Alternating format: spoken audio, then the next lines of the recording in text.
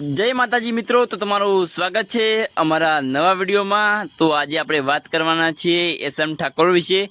તો મિત્રો, ઇન્સ્ટાગ્રામમાં રોસ્ટ વિડીયો બનાવનાર એસએમ ઠાકોર જે ટૂંક જ સમયમાં ઇન્સ્ટાગ્રામમાં ફેમસ થઈ ગયા હતા અને તેઓ ઇન્સ્ટાગ્રામમાં રોસ્ટ વિડીયો બનાવતા હતા અને તેમનું ટૂંક નામ એસએમ ઠાકોર અને ફૂલ નેમ સાહિલજી મનાજી ઠાકોર। તો મિત્રો, એસએમ ઠાકોરનો લગભગ 1 મહિના પહેલાં બળાત્કારમાં કેસ દાખલ થયો હતો અને તેઓ હાલ ગુનેગાર સાબિત થયા હતા અને 14 વર્ષની જેલ થઈ ગઈ છે એસએમ ઠાકોરને।